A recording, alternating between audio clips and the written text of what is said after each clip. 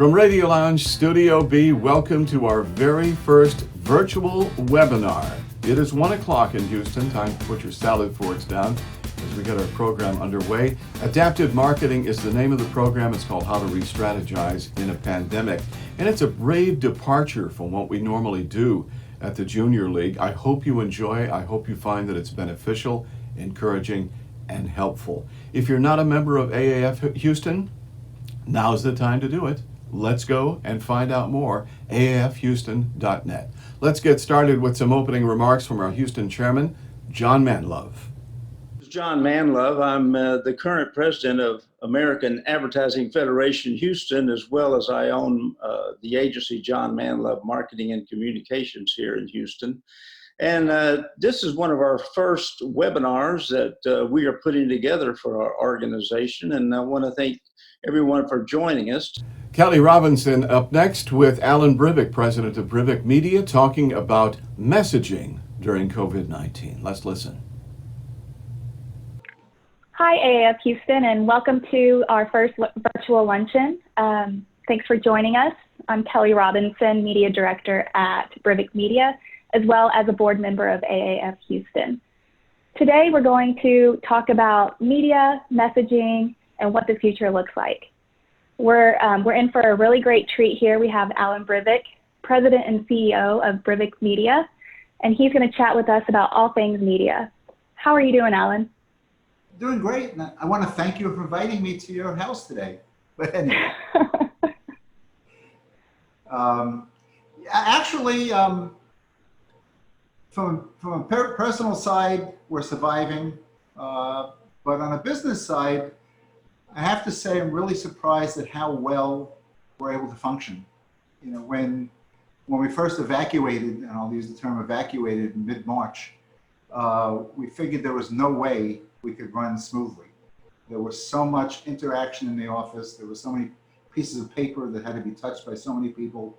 There were so many files that we had to look up that we figured it just wasn't going to work. But remarkably, the team has transitioned all of our systems. We've gone from a paper company to a digital company. You know, we have a perfect digital trail of everything we do. It's streamlined, and in fact, when we do go back, be it a week from now or a year from now, a lot of the new procedures that we've instituted will be regular for us. I mean, I think we were changing anyway. We just accelerated the changes now, and it's all for the good, you know, in terms of how we're running the business. Yeah, it's been really cool just seeing how everybody's adapted and how seamless it was. We were in the office one day and the next day we're gone, grabbing all of our stuff. So as an agency, I think we've done a great job. But this is a very unique situation. There's no textbook or guidelines, so we're all kind of making it up as we go. From a media standpoint, what are you seeing in Houston with, you know, billboards, digital, TV, any kind of trends there? Yeah, I mean, there are trends definitely, and it's affecting every medium differently. But it's also affecting it differently each week. You know, when it first hit, there were dramatic changes in how people drove their cars, how they listened to radio, the times of day they watched TV. I mean, all of a sudden I could reach businessmen with the new news at home. Which, you know, traditionally reach homemakers. So there have been lots of changes in the way people are using media. People are more available for using media now. So media consumption, by and large, has increased. It's just a matter of which media elements they're using and which times of day they're using it. But also, it's shifting. You know, what I recommended and what we knew was happening a month ago is different than today. As the city comes back to the new normal, shall we say, more people are on the road. Radio listenership in the car is increasing again. Billboard traffic is increasing again. So it's live, it's transitioning, and we just have to keep up with it and stay one step ahead. But it's been a blip, shall we say, and things are moving, and they're going to keep moving, and we can't say, okay, here's the new way we're doing things, because it'll be different tomorrow. It's a matter of just keeping up with people's lifestyles and media habits. Yeah, I mean, the conversations I was having 3 weeks ago with media vendors is completely different now. And it's just been really interesting. To me, it's like a team. So we're working with our clients and the vendors and the agency, and we're coming together to make it work. And it's been great seeing all of that. And like you said, 3 weeks ago, it was different, and it's just continuing to get better and better. It is just a blip. We're going to look at this in 10 years and go, wow, that was a crazy time. Well, I mean, think about, Katrina, think about Harvey. All of a sudden life changed, but then life came back. Now, I don't think we'll be 100% back after this one. I think there'll definitely be some changes, but it will start returning. Movie business may not be the same. Entertainment may be different in terms of concerts and such, but a lot of the media usage will come back closer to where it was, even though there'll definitely be a shift to digital. There'll definitely be a shift towards the way people are receiving the messaging. Definitely. I know as an agency, we're closely monitoring all of this. What are you seeing from a category standpoint? I know some categories are much more affected than other categories. I mean, some categories are dead in the water. I mean, travel and entertainment, tourism, all of these have come to a screeching halt right now. An interesting category is senior living. Obviously there's a lot of negative press about what's happening in senior communities. Some of the marketers have pulled back entirely, and some are looking at it as an opportunity to reinforce their image, with the families. But there's definitely been growth. I mean, home services through the roof. People are all sitting home now. They're looking at cracks in their walls. They're looking at plumbing that's not perfect, air conditioning that can be improved. So you'll notice that there's a tremendous increase in home services or anything around the home. I mean, furniture, landscaping, so we become homebodies, and that is a category that's taking advantage of it or actually benefiting from it. Automotive, automotive was probably the biggest category before this. And through a combination of people not driving as much and really more so inventory. With Detroit not manufacturing as many cars now, the new car inventory is going down, and there's been a dramatic drop in the strongest advertising category of automotive. Again, once the factories get back up to production, it may improve.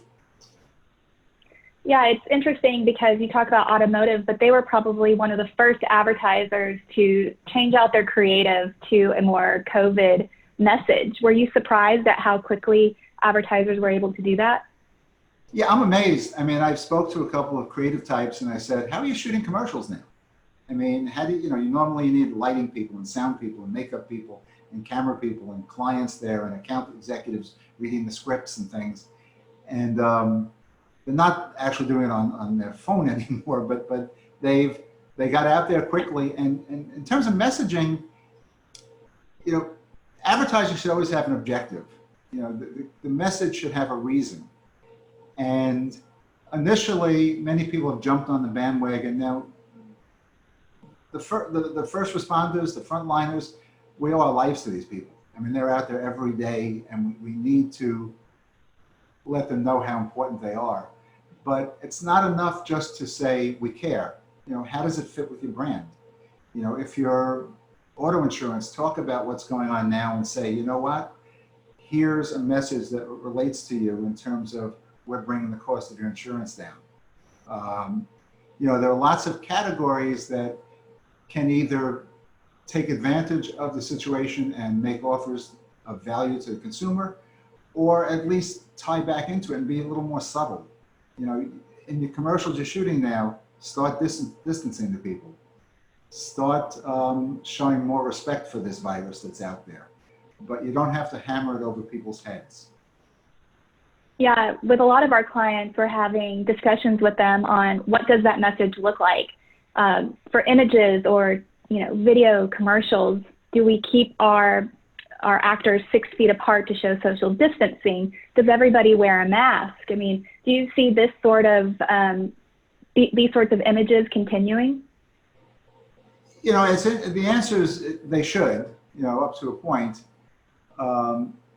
Again, as advertisers or as marketers, we need to differentiate our product from our competitors. So if we all just come out there and say, we're in it together, we care, you know, be strong, that's not differentiating ourselves.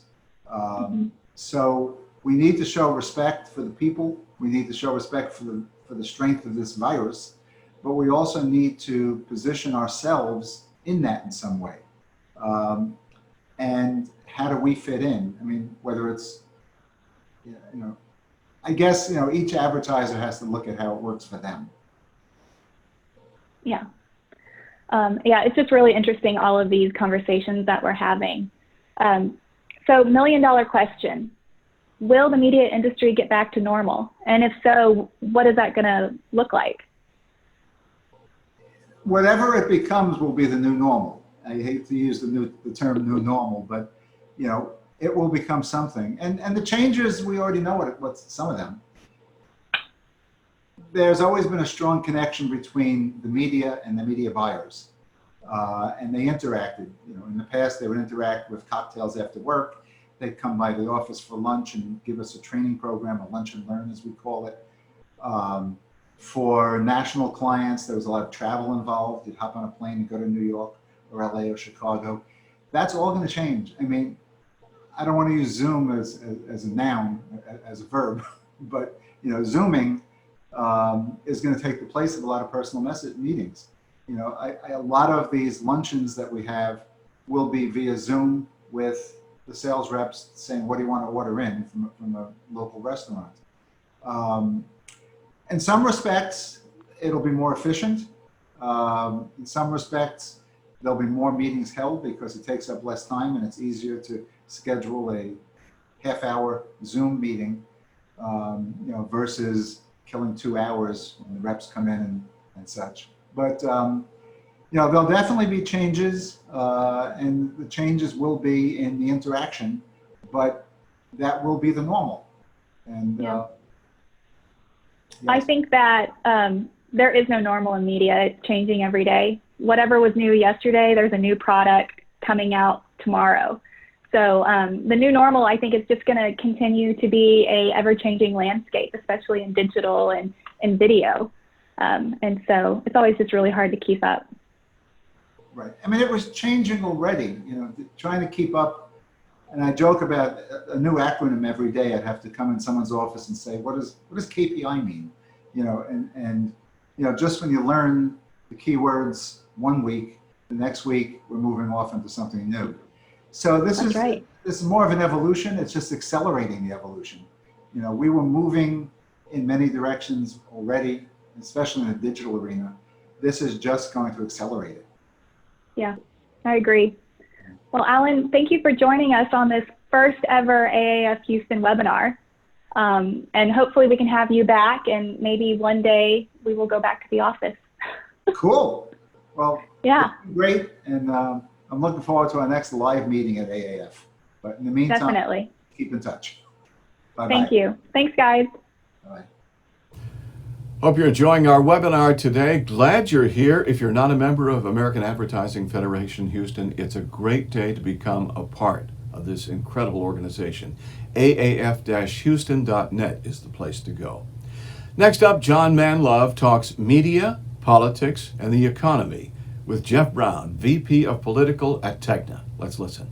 Today, we've got a great guest that we're going to be talking to. We have a real Jeff Brown is going to be with us today, and he works with Tegna, a large media firm up in the Washington, well, he's up in Washington, D.C. area.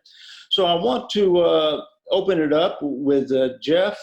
And Jeff, before we just dive right in so that we can maybe do a virtual handshake with the audience, tell us a little bit about yourself and how you ended up where you are and what you do at the firm. Well, tell us a little bit about the firm as well and what you do there. I was born and raised in New Orleans and went to Syracuse originally for broadcast journalism, and then ended up settling in the Newhouse School in the television, radio, film management. After graduation, I was debating what direction I wanted to go into and decided to move to Washington, where I had my first opportunity in media sales and advertising sales. It didn't take me long, having landed in the Washington, D.C. area, to see the incredible amount of advertising going into political campaigns. When I got hired there, it was as an expansion to the office, getting prepared for the 1994 political campaign. In 94, 96, and 98, we saw significant growth in the political category, and just by virtue of being interested in it, I really dove into it. And over the course of the rest of my career, I've just kind of grown and moved a few times to settle into working now for Tegna, where I am overseeing all of their political from a linear as well as OTT and digital standpoint. And it's been a great ride and a great experience, and I look forward to sharing a lot of what I've seen over the years, as well as what I'm seeing in 2020. Well, Jeff, it's politics is very much addictive, but it's also a enormous media spend in the advertising world. I guess automotive would be right up there with it, but the political may actually be bigger. And a lot of things start to really gin up when we move into the political season now. So talk to us a little bit about the current situation, projections and maybe historical spends in the political industry. So, yeah, I mean, obviously in 94, 96, and 98, I was seeing growth, but it isn't anything like what we've been seeing since the 2009 Citizens United case came through the Supreme Court, where they opened up opportunities for corporations to be viewed as an individual with unlimited donations to PACs. And it has certainly escalated the spend significantly. I mean, just looking at the last 3 cycles historically, 2014 was a $3 billion year in the political arena, including all candidate and issue spending. In 2016, it grew by 50% to $4.5 billion. And then in 2018 grew again by about another 12 to 15% to 5.3 billion. 2016 was a little bit of an anomaly because there was a much smaller lift than we would normally see because of the way President Trump ran his campaign, and I can get into that later. But then 2018 was actually the largest spend, and it was the first time that a midterm election cycle outspent a presidential cycle from the previous. So it went from the $4.5 billion to 5.3. And now that we're coming back into presidential, and there is so much more emotion and there's so much more attention being given to political, both because of what's going on right now today, but also just over the last several years, with turnout at record levels and everything else, we're looking at about a $6.5 billion 2020. And I do believe that there's actually some upside to that number, mostly because of the presidential primary and the presence of Bloomberg, which certainly pushed a lot of money earlier in the year than we were accustomed to seeing. So, that's what I'm seeing from that standpoint. And I can also tell you, just looking at Texas as a state, since, obviously we have an interest in Texas here as well.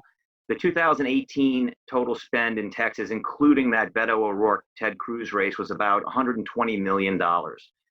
We are looking at possibly $250 million in the state this year.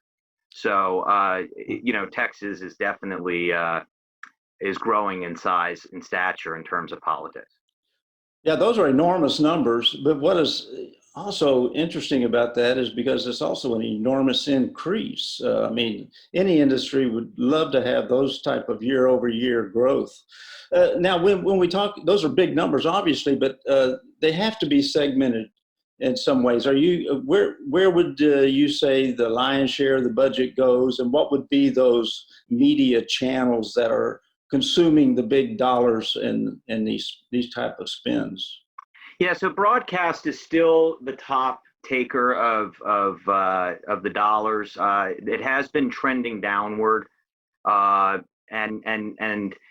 I can tell you with the growth in the system as a whole, year or cycle over cycle, the growth in dollars is still greater than the loss of media mix share.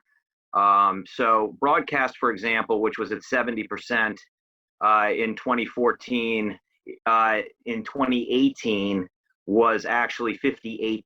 So there was a 12% loss in broadcast TV dollars percentage-wise to total.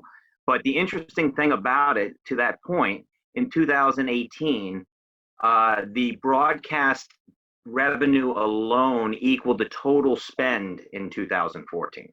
So even though there's a loss in percentages there to the total media mix, the increase in spend has resulted in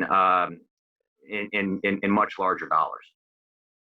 Huh. Well, that's we hear a lot about how important digital and social media has become.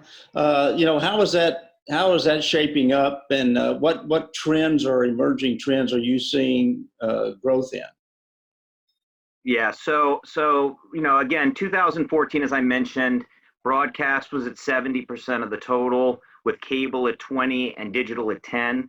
I did not include radio in this because radio stays flat every year. So it was sort of immaterial to it, and I wanted to look away from radio because obviously as the growth in radio, as the growth in the industry has grown, so has radio actually at about the same clip.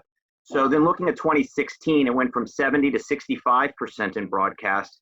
Cable stayed roughly flat, but digital took all of those broadcast dollars actually and grew to 16% of the spend. And then 18, cable actually grew and digital grew.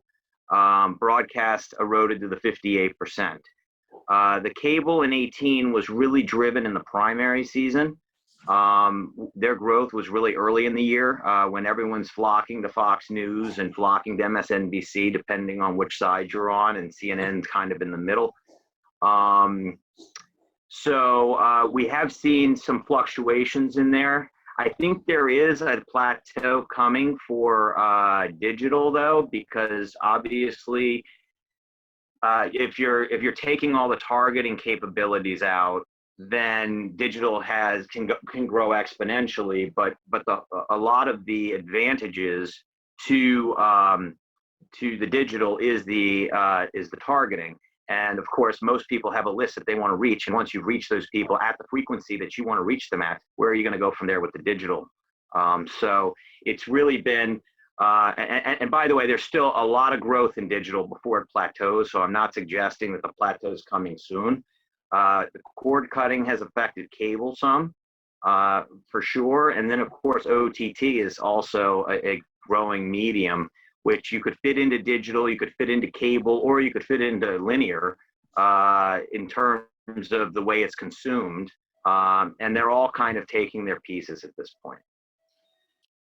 Well, that's interesting when you start mentioning, radio and over the top and all of those type of mediums with the whole COVID thing. Some people's lifestyles have changed. Well, seniors, everybody knows seniors vote. And now they may be home more than ever. So have you seen any, or do you expect any differences because of the COVID issue in the upcoming elections, as far as the media purchases and channels and things like that? Yeah, so, it's interesting right now, everybody's at home and consumption is at a peak, but all of the primaries got pushed back because of COVID. And as a result, the advertising kind of came to a halt. And obviously, as we reemerge with the primaries coming back in June and July at this point, then that spend will return. And hopefully at that point, we're returning to some normalcy and people are returning to work. So this was sort of a missed opportunity in terms of the additional eyeballs. But as far as COVID goes as a whole, there's going to be more mail-in because of this, and the mail-in balloting certainly is an interesting impact on media spend, because when you rely on mail-in ballots, there isn't an election day where the majority of people vote. And as a result of that, you have the spend spread over more time as opposed to it being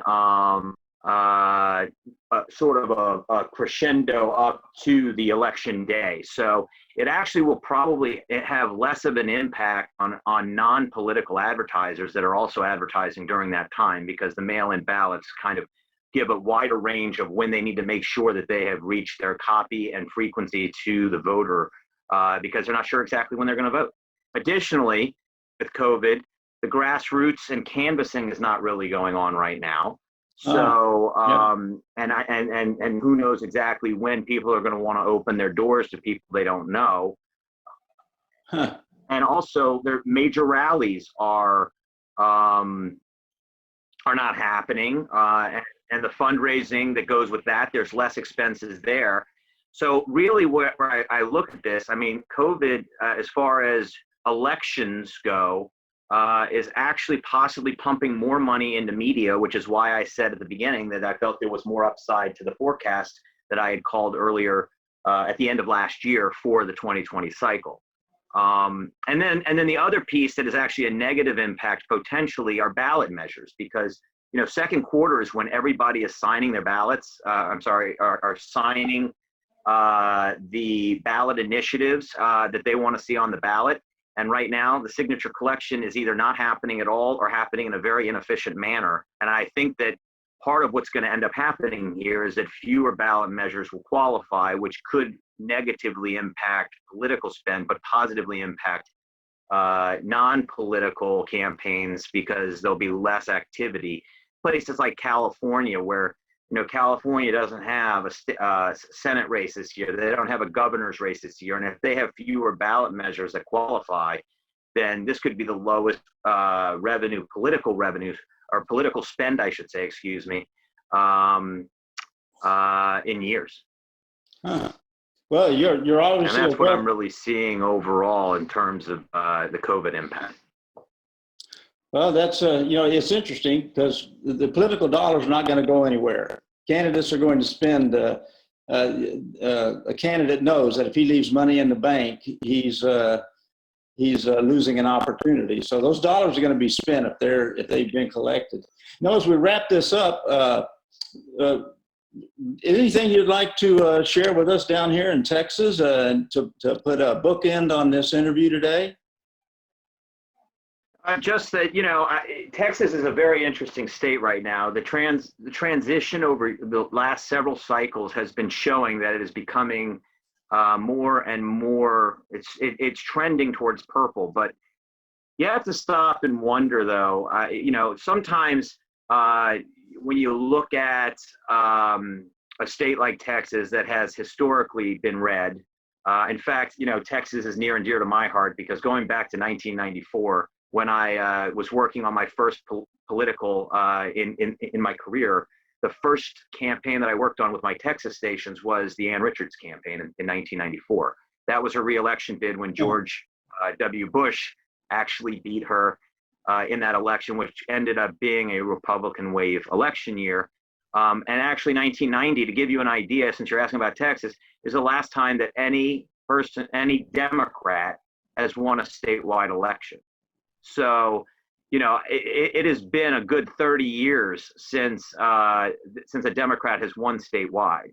And the trends are showing everything becoming more competitive. But again, when you look at approval ratings right now, Donald Trump's approval ratings are not very high in Texas, especially compared to other previous Republican presidents. And while I do believe that Texas is going to stay red this year, it'll be interesting to see when there's some changes post-Trump era and everything else, if Texas is truly trending blue or not. But I do believe for the next decade, we're going to see a lot of highly contested races. And I do believe that it's going to continue to see growth. The Democrats have pumped a lot of money into Texas to try and mobilize the Democrats that haven't registered to do all those types of things. and Texas seems to be on the tip of seeing increase in political activity. Well, okay, Jeff, I appreciate it, and perhaps we should get back with you after the elections take place in November and see how your predictions turned out. But at any rate, I would love to. I'm sorry? Yeah, I was just wanted to thank you very much for taking your time. I know we're on a different schedule. You're up in D.C., so it's an hour later there. And I'm in Galveston, Texas today at my Galveston home. I figured I'd spend time down by the beach. If I have to stay in, I might as well stay in down here. So, yeah, maybe we can circle back up after November. That would be great. And if any other questions surface or anything I can help provide, just let me know. Yeah, and let us know if you're in town. We'd love to have you down here in Houston, Texas. Absolutely. Well, thanks, John. I appreciate the invitation to join today. All right, thank you. This is our very first webinar for American Advertising Federation Houston. Hope we're doing a good job and hope you're enjoying some of the things that you're viewing today. Joe Biondi is up next. He's looking at the changing landscape of sponsorships and activations as he's speaking with Tamara Lupo, COO of Professional Sports Partners. Enjoy. Hello, everyone. I'm Joe Biondi, member of the Advertising Federation here in Houston, Texas. I'm a member of the board, and I am with Tamara Lupo, who has graciously agreed to join us for our seminar on adaptive marketing, how to strategize and re-strategize in a pandemic. Tamara is the Chief Operating Officer of Professional Sports Partners. Tamara, hello. How are you? Hi. Good. Welcome to the new normal where random noises might be outside your window. So hopefully it doesn't become disruptive today. But it's good. I hope everybody who's tuning in is staying safe and staying home. And we're all starting to try to figure out how to navigate, coming out. But excited to be with you, and thank you for including us in this. It's our pleasure. We appreciate your expertise and your perspective on this. Now, my first question is, given the huge, sudden, abrupt change with COVID-19 and the cancellation of all sports events, which you're very, very deeply involved with, and your clients, and then the lockdown for so many people, how did your organization pivot to adjust to this new reality? I mean, it was a smack in the face reality. To say it's unprecedented, right? Like the world of sports has certainly never shut down like this for this long. And so it really has had to be a pivot from day one. I think in the beginning was just trying to understand what was going on and what was happening and who's on first, right? Like those kinds of things. But really since then, what we've been talking to our clients and trying to make sure that we understand is really don't go dark, right? Like how to lean into what we're doing, how to be able to work through these times and how to really keep the brand facing forward. So what does that mean from a digital space? What does that mean? What will happen as probably now we're thinking about like when things are going to start and really like how to pivot your own brand, right? Like this is a time to be innovative about things, I think, which is sort of cliche, but who's really doing that and how to think about things in a different way. And certainly our team has had to think about new verticals, new ways of doing things, really sort of push the envelope. We're never going to go back to normal. It's going to be a new normal in everything that we do in every facet of our life, and that includes life. How did you communicate with your team, and how are you advising your clients now along those lines of, this is a new normal, which we don't even understand what the new normal is at this point, but what are you talking to them about looking forward? Recently we heard that baseball's looking to have an 80-game season at some point. So things are starting to move again. So what conversations are you having with them at this point? So really the communication is the biggest key. And what we've taken the perspective is over communicate, be transparent. We do not know the answers. We have built a business on problem solvers, and I think all of us marketers are like that. We just want to solve it, fix it, and cure it. We don't have those answers. We don't have them today. We didn't have them yesterday. Hopefully we have them tomorrow, like that kind of thing. So really, it's just been over communicating. So from our staff perspective, we went remote immediately. We have an 86% increase in our Slack messages, which is sort of internal chatter. Mhm. I'm on Zoom, 9 times a day, it feels like, but that's what needed to be and I think everybody tuning in is probably the same, right? Like you can't just pop over to someone's office and check in or ask this random question. You had to find a way to do it.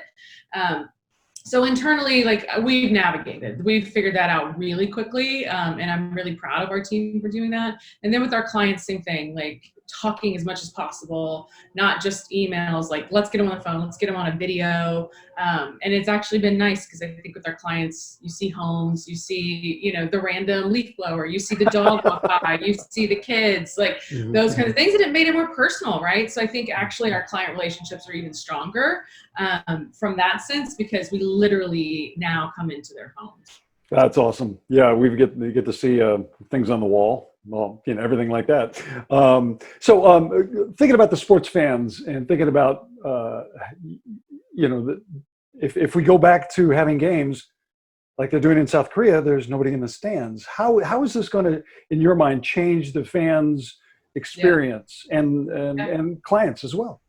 Yeah, so certainly the good news is that we're being able to see what other leagues are doing in other parts of the world as they've started up sooner. What's good about Houston, my agency just did a survey here in Houston because we've seen national surveys of how people feel, but nobody had done it locally. Okay. So we did. And we just published, but it says 92% of season ticket holders intend to renew. That's a positive. Awesome. Yeah.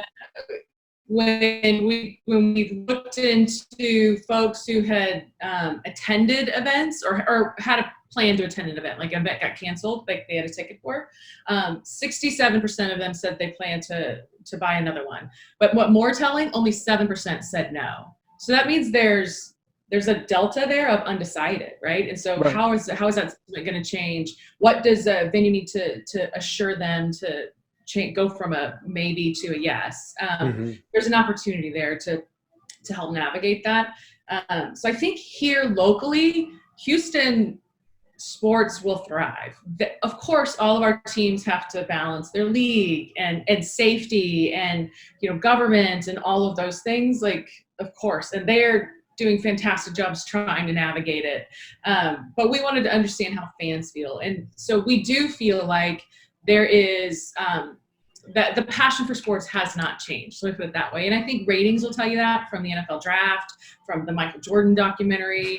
I think there's gonna be other folks on the panel and specifically selling media who are gonna tell you, like, that's the stuff we're hearing is we expect ratings on sports to just be through the roof because you can't attend, right? Like you can't go there in person. So what does that mean? How do brands talk to them? How do you engage in a different fan experience? We've seen obviously in Asia and some of the leagues, like there's literally cardboard fans in the stands, right? Like that could be fun. There's going to be opportunities where they're going to have new, assets for sponsor logos. They're working through what those are so that you still get TV visibility. We've seen recently with UFC, like they just changed angles of the cameras and they didn't have fan noise, but like the fighters were actually able to hear the announcers, which they'd never been able to hear before, which was a new experience for them. Or some are thinking into how to pipe fan crowds in, or how the NBA thought about like how could you do anything on social media where like as fans are clapping, quote unquote, like could it pump in? So there are going to be tons of ideas to still engage fans to it.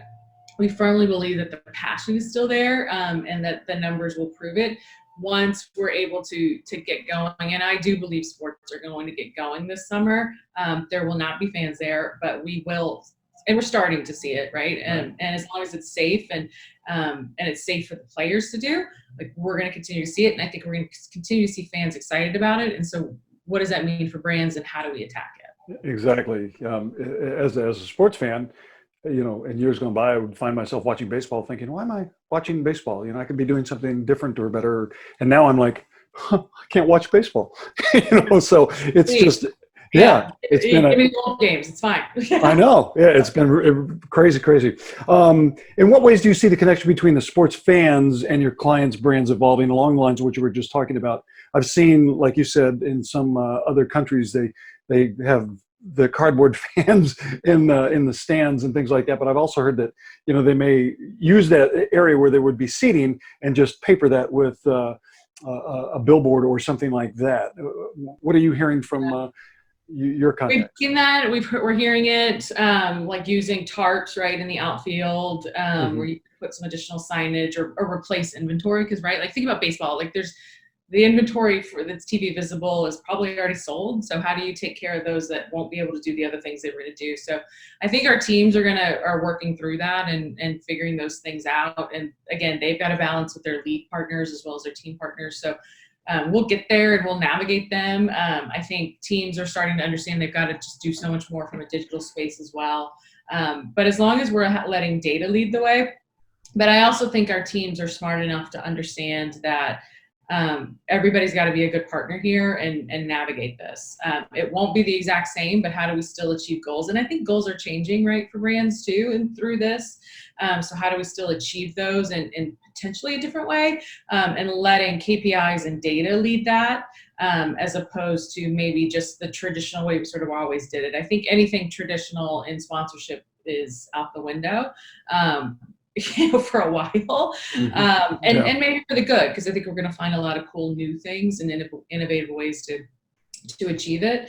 But for sure, it's going to have to be thinking completely different and throwing it out on the wall and trying it, because nobody's ever been like this. Like teams, like 9/11, sports stopped, but there's been work stoppages, but never every single thing all at once for this long of an extended period of time like this. So to think you're just going to flip it and do exact same, like no team is thinking that for sure, and no brand think that either. Yeah.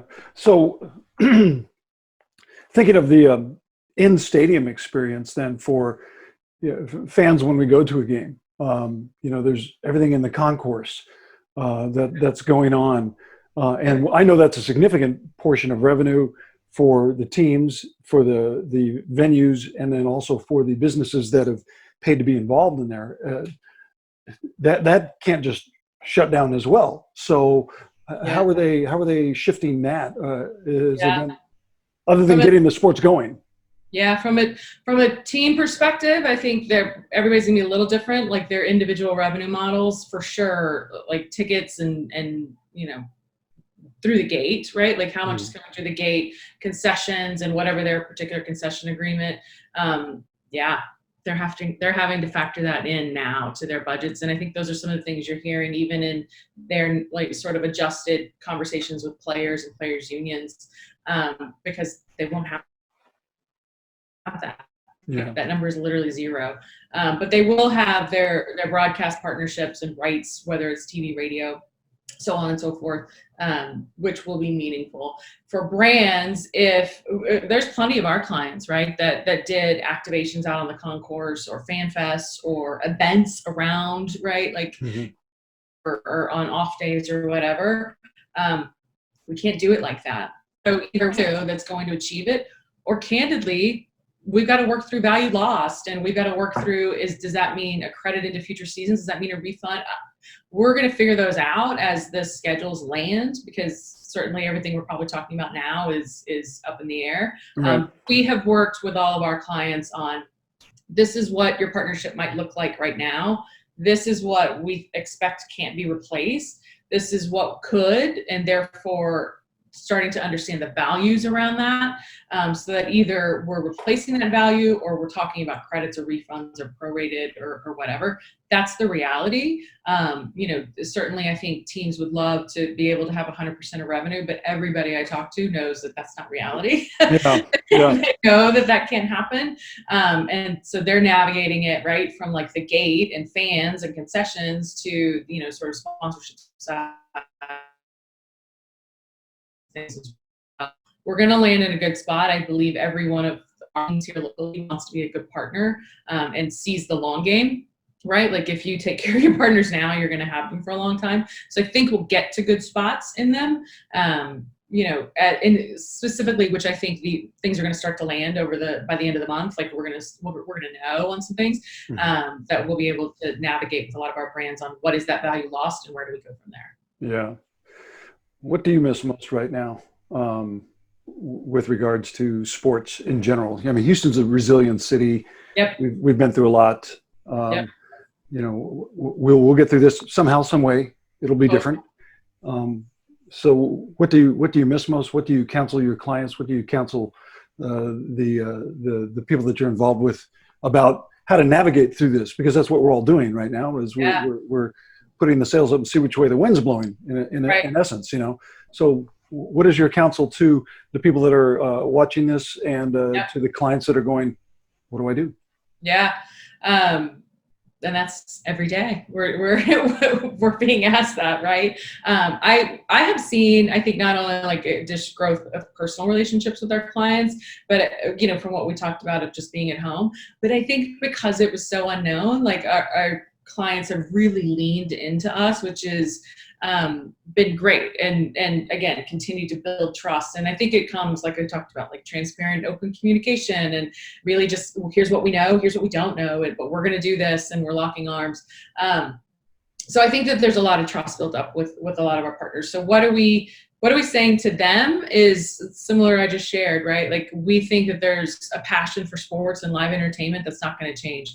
When are those going to come back, and in what stages and different phases, and staggered, and when are fans there versus not? We're going to figure that stuff out. But all the same reasons why you entered into partnership marketing in the beginning will stay there. There's the passion, there's a level of loyalty of that fan that's unlike any other. And we firmly believe that, and we're seeing that, and we believe that there's data to back it up. You're spot on. Houston is a resilient city.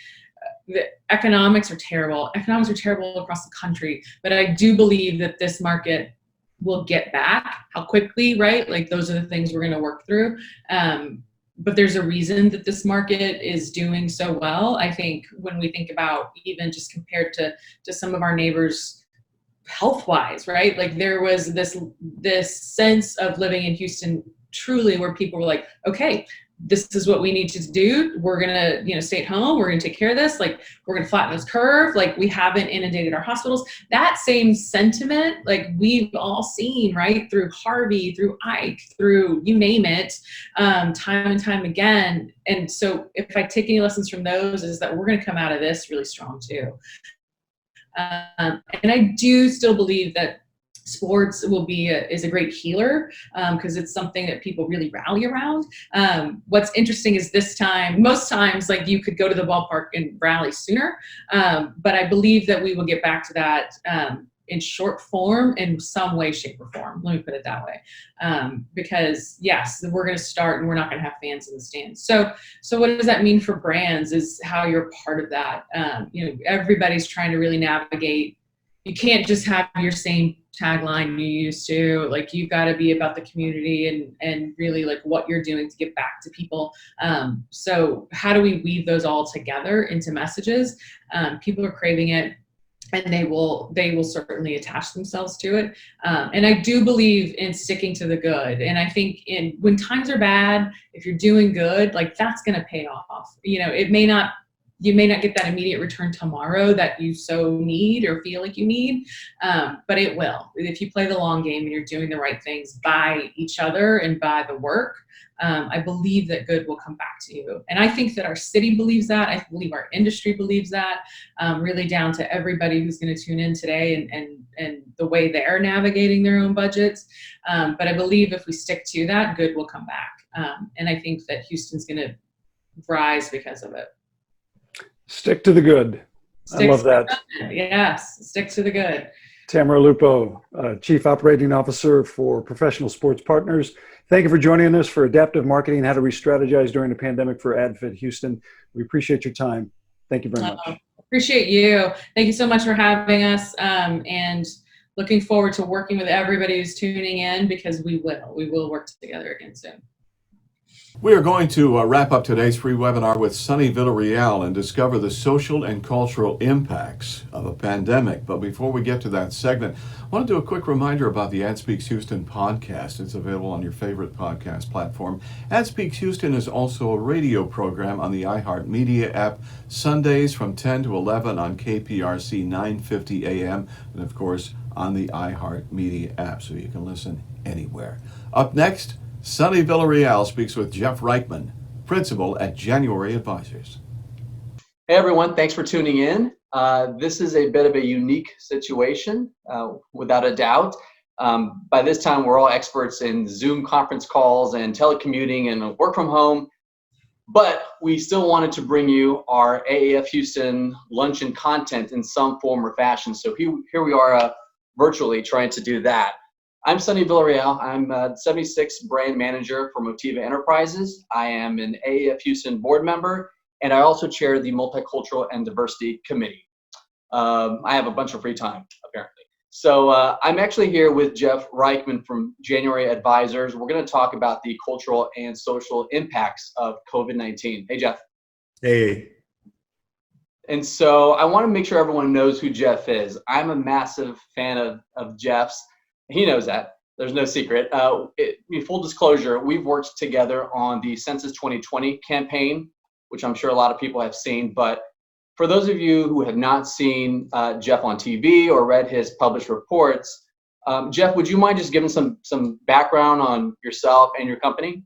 Sure. So I'm a principal at January Advisors. We're a data science consulting firm based in Houston, Texas.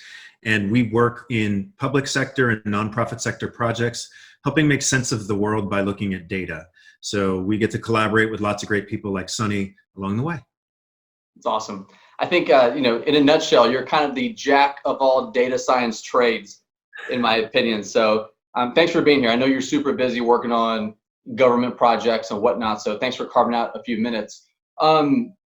It's interesting because coming off of the Harvey situation, a lot of people said, if we can go through this, we can go through anything. We are resilient, we're Houston proud, and there's no doubt, there's no question about that.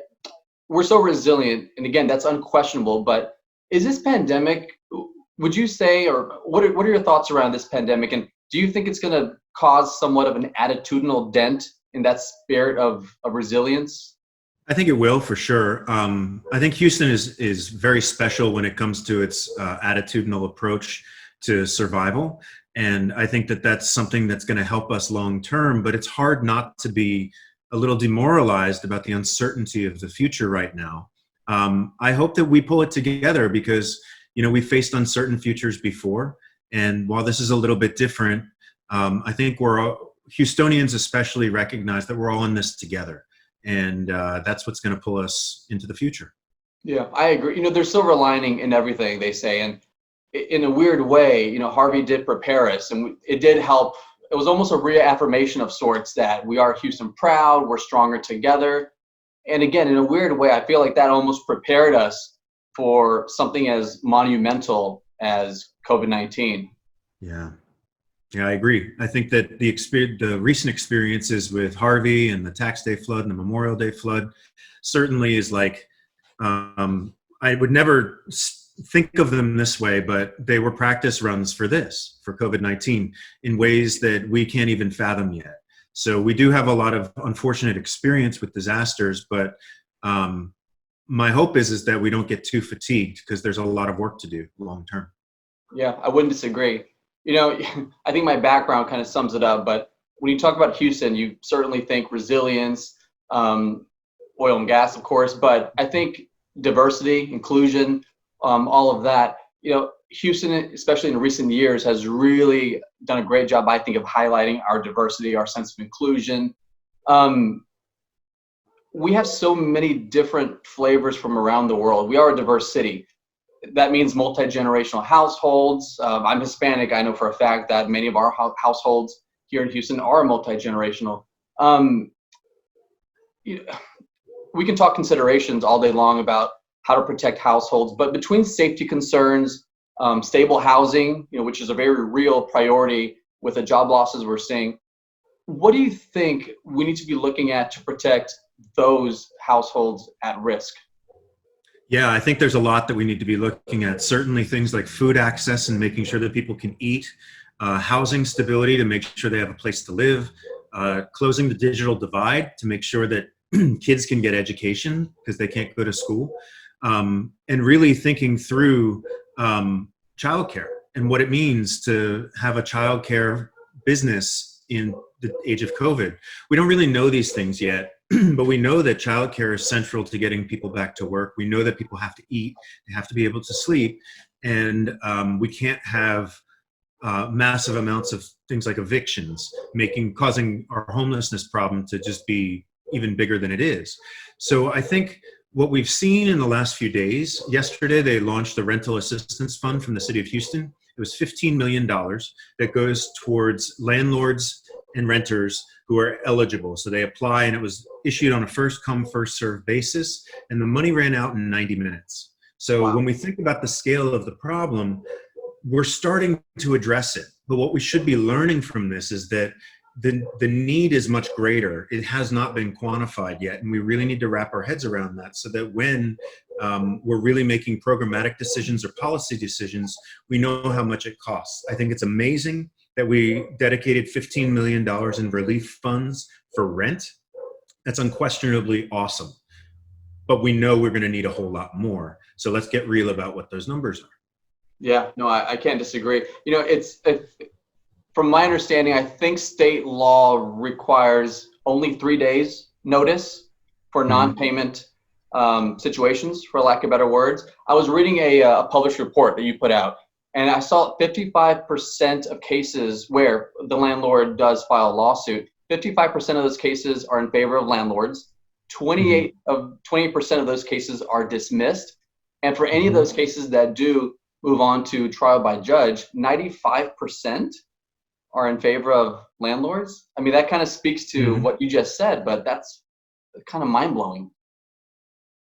Yeah, there's not a lot of tenants' rights in Texas. There are more rights for tenants in other states, and that's made it a very real estate friendly environment. And so I think what's important is that we rethink the way in which the laws are written in a very incremental way, and think about how can we prevent people from being unnecessarily homeless or putting an unnecessary strain on the social safety net. I think that certainly we want to keep Texas attractive for real estate investment and want to make real estate a business that that people can thrive in, but also to truly protect tenants as well, just to make sure that they don't get scared away, because there's large populations here in Houston that don't want to get enmeshed in a lawsuit. They don't want to show up to court. They don't want to have to deal with any of the things associated with being as part of the system for whatever reason. And so we really don't know how many true evictions there are. So I think that there are some slight modifications to the law that we can do that will make sure that we can wrap our heads around the size of the problem. Right. Jeff, we touched on safety concerns a few minutes ago. But you know, I think the city of Houston and Harris County have done a really good job with the recommended safety measures. I don't think we have enough time to discuss, you know, the ping pong between the state and local governments and the CDC. But strategically reopening the city, getting the economy moving again for a city of over 6 million people. Right. I think we fared relatively well thus far. I know the pandemic is far from over, but so far I feel like we've, as a city, done a pretty good job of uniting, doing our due diligence, coming together. At this point, what do you think major cities can learn from Houston, and maybe what can we learn from other major cities? For sure. I think that we have we've shown incredible leadership at the local level to enact standards that are not popular, that are going to get political blowback, that are going to get attacked. And I think that it takes a lot of courage to take a leadership role in basically purposefully injuring yourself in order to save yourself. And so I think that that was the right call, shutting down. I think that it's the right call to wear a mask in public. And I think that we should get used to these as the new normal. That being said, I also think that we're really going to have to rethink a lot of the ways in which we do business. A lot of this has to do, I think, with how quickly we can reconcile the idea that COVID-19 isn't just going to go away, and that it's going to be here in some way, shape, or form. And so the things that we're seeing in the extreme right now are going to be parts of our life in the future. We just have to hope that, hopefully we'll be able to layer in the past, going out to a bar or going to a movie. Hopefully we'll be able to bring those things back too. But whatever the future holds, it's going to be different than what was in the past. And we know that, and we have to accept that. And what that means for business is that, the oil and gas industry is going to have to adjust to a fundamental shift in demand and a change in the geopolitics. I think that Houston's going to have to adjust to figure out new methods of employment and new centers of employment. Oil and gas is going to, need to get into different lines of business and keep jobs here in Houston. I don't know if all of that's going to come to pass or not, but I think that in general, in the short term, it's going to be really tough on Houston, and it's going to test our mettle. But long term, I think that we've got a lot of really smart people here. We've got a lot invested in this community, and we're going to figure out a way through it if we accept a new normal and start to innovate as a result. Yeah, no, Jeff, on the topic of oil and gas, we talked about diversity earlier, but oil and gas, you can't talk about Houston without talking about, one of our primary, if not our primary industry in oil and gas. It's a big topic of discussion for obvious reasons, price per barrel, what's happening overseas. Diversity is driven in large part by oil and gas. We have world-class engineers and folks from across the world here in Houston because of our oil and gas presence. Do you foresee that still being the case post COVID-19? I hope so. I really do. I mean, there were big railroad companies before, and they turned into something else. There were big banks before, and they turned into something else. And IBM has done a lot of different things in its long and storied history. One would hope that oil and gas companies will diversify and innovate even more. I know some of them already are. And so the hope would be is to accelerate this trend that we've seen in Houston of technology innovation and just, large corporate innovation, which is what we do really exceptionally well, to accelerate the skunk works of those companies and to, truly see some transitions happening. I think it's too early to tell to what degree that the industry is going to change. We don't know to what degree the travel industry will change, which will be a big effect. Right. But we do know that right now it's in a lot of pain. And we also know that short-term pain can cause long-term pain, just like Bear Stearns and its credit freeze and that credit crunch. So I think that what we have to be thinking about as a community is what are the ways in which we can stabilize people short-term, making sure that they don't go homeless, making sure that they don't go hungry. And that, unfortunately, is a lot more people than it was before, and it was a lot of people before. So now we've got a middle class crisis as well. And we're worried about foreclosures, and we're worried about tax bases and, this cascading effect. So I think what we have to be thinking about is how to stabilize people in the short term. And then companies really need to be thinking about what does the future look like, and not not thinking about like, what does it mean when we return back to normal, but thinking about what does the new normal look like, and Right. How can we position ourselves for growth in the future. I'm sure that, we're on a Zoom call right now. I'm sure Zoom as a company probably modeled this out and was probably like, if a pandemic hits, we're going to make a lot of money. And, Yeah. That's, in a sad way, that's a form of innovation. So you beat me to it. As halfway through your response, I was thinking, we're kind of in adaptation mode right now, having to, flex and adapt to our current situation, our current reality. But I think it's really inevitable innovation, whether it's oil and gas or any industry, or even personally. I think all of us have to evolve and innovate, regardless of where we are professionally and personally. And I think this is also going to give birth to some new, not just technological advancements, but industries, as a whole. I think we're going to see some interesting companies pop up that we would have never imagined prior to this interesting pandemic, right? Totally. Jeff, I don't want to talk politics because that's, we don't have enough time or emotional capacity for that. I don't want to talk politics either. Never. But everything is being politicized. Every square inch of every nuance is being politicized. It really is polarizing. I think the division is obvious. So do you think Houston has what it takes to kind of remove the political part of this conversation and really just shift our focus back on what should be, I think, a nonpartisan perspective and objective? You know, for us to evolve and innovate and get to that finish line a year, 2 years, 5 years down the road, I think we have to remove politics at some point and keep our eyes on the cultural and social prize. Do you think Houston has the experience and, you know, has what it takes to get it done? I think our region does. I worry about Texas. I think that in general, when you have one party in power, the other party positions itself as the anti-power party. And sadly, when you have something like a pandemic, which we should all be agreeing on, we should really be in some type of community alignment. And generally speaking, we are. Most people don't want to get the virus. Most people believe that it's real. Most people know that if I throw a bucket of water on you, whether or not you believe in water, you're going to get wet.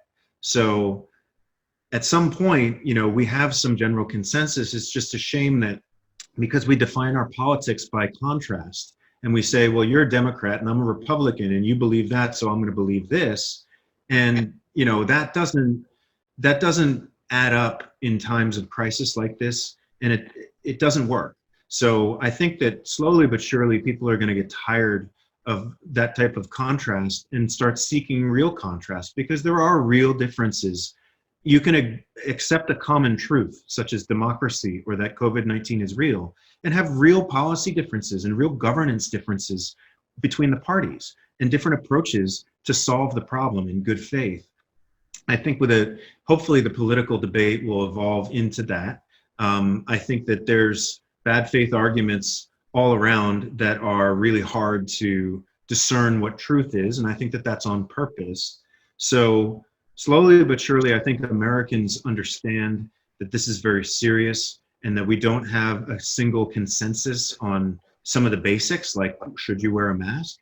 Like, I don't want to wear a mask. I've never worn a mask in my life, but you know, it's a kind of a minor inconvenience given all of the conveniences that I have available to me. So I'm hopeful that we're going to move past the partisan politics of it, but I doubt that that's going to happen before the presidential election. So I think right now we just have to focus on maybe the personal growth. Maybe when politics is not really going to make anybody happy and we're going to disagree on lots of stuff. So just focusing on finding your own knowledge about what to do and how to be might be the best answer, at least for this summer. But I don't know. I wish I had a better answer for it. I think personal growth is good. I think that's a good first step, right? I mean, listen, I think if we can be in any city in the country, I think Houston is a really solid place to be. People use the term Houston proud quite a bit, but during Harvey, during this pandemic, and who knows what the future holds, but I think the idea of Houston proud is really something. It's real. So I'm hoping that can also help get us through this this once in a lifetime situation. I think it will. We've got awesome people living here. Houston is like such a well-kept secret. We're huge, but like nobody outside of Houston thinks about Houston. And so we know how awesome we are and we can just be, which is really, really cool. And it's a great culture of people. And to your point, it's a diverse group of people. I'm not from Houston, but I love living here. I just hope we don't flood. Jeff, would you say that Houston is inspired? I would. I actually would. I would say Houston is inspired. There you go. Just a shout out to my arts community in Houston. Jeff, thank you so much. I really appreciate it. Again, I know you're super busy. Everyone's busy on countless calls and trying to keep us all afloat, but I really do sincerely appreciate your time, giving us the insights and your POV on what's really happening out there. So thanks so much. And any final words for our audience? Stay optimistic. I guess that's what I tell myself. So there you go. Yeah. Awesome. Well, everyone, thanks for tuning in. I appreciate it. And we'll see you hopefully in person very, very soon. Thanks, everyone. I hope so. Many thanks to our team that made our very first webinar possible. How did we do? I hope we did great. The folks who did our interviews are especially important part of what makes AAFH run. To those behind the scenes, Valentina, Kay, to Bruce, our incredible support staff, we say thank you very much for being a part of this. AAF is made up of people who know how to overcome a challenge, and that is who you are. Thank you for watching today. Consider becoming a part of AAFH Houston. By the way, your comments about today's webinar always welcome. Your ideas for future programs, we'd love to hear from you. From AAF Houston, thanks for watching. I'm Ray Schillens.